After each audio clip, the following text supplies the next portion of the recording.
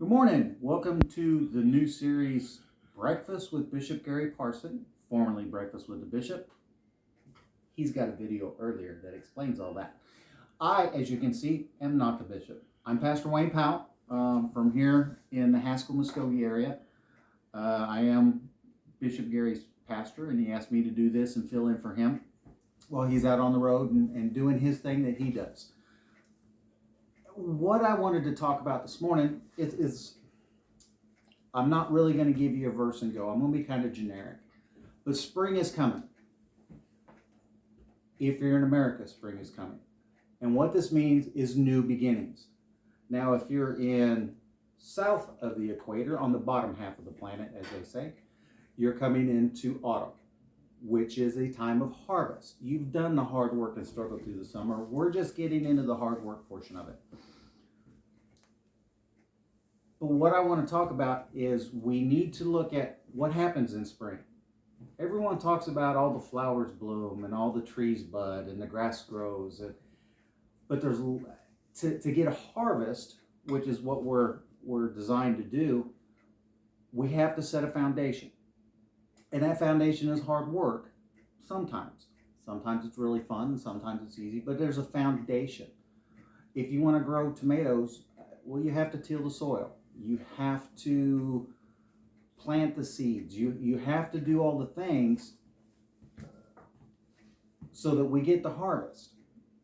But one thing I wanted to caution on, because I'm seeing this a lot, I know we recently had all the big revivals up in Kentucky area here in America, and there's been several of them, and they're awesome. There's some going on now. But these aren't the fruits. Jesus says, go bear fruit. These are not the fruits. What you're seeing at those revivals are not fruits. And it's been, I'm hearing a lot of pastors and preachers and stuff misidentify. What we get in springtime is flowers. You can have all the flowers in the world on this big, huge pear tree. It's just covered in white flowers. Come fall, there's not any pears. You got to be careful that you're not confusing your fruits with your flowers.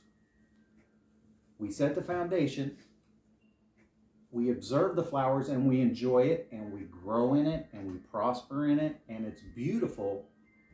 But out of every one of those little flowers, maybe 1 out of 10 will be a fruit. And I say this as we watch all these revivals going around the country. Be excited for the revival. Be excited for the foundation. Be excited for the flowers. Be excited for those things, because that's what we need to have. But then wait for the fruit. 9 of those flowers will fall off and only 1 will make a pear.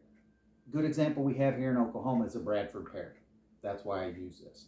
Bradford pear is a beautiful flower, or a beautiful tree. It's gorgeous, ornamental, it's shade. And in the springtime, about now, we get all these little white flowers, and they're beautiful. Look at the whole tree's covered in it, but not a single pear to be found at the end of this summer. Nothing. So we got to be careful when we lay our foundation. What are we planting? Are we planting pretty, or are we planting fruit? It's easy to plant begonias, but you can't eat a begonia. So I'm gonna keep it really short because I'm more of an in-person comedy type of guy, and this is new to me. I do what I can. But when you lay your foundation, what do you want to grow? That I guess that's going to be my ultimate ending here. Is what are you wanting to grow? Are you wanting to plant a fruit, or are you wanting to plant a flower and just look pretty? Now remember, to make fruit, all you got to do is feed yourself, and this is our source of food. This is our nourishment. This is where we get all the information. I'm sure there's going to be questions and comments, and people are going to tell me, well, when you plant tomatoes, yeah, that's okay.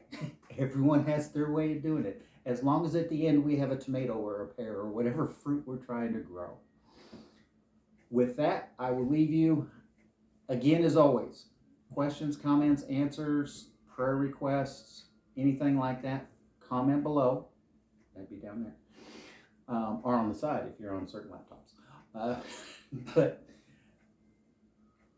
don't hesitate to ask. I'll answer. Bishop Gary, Pastor Grace, Pastor Cheryl. There are several people who can look and answer. Again, keep in prayer Pastor Grace. She's got her medical thing going on. I'm not going to get into her personal life, but just an extra prayer for protection and healing on her would be great.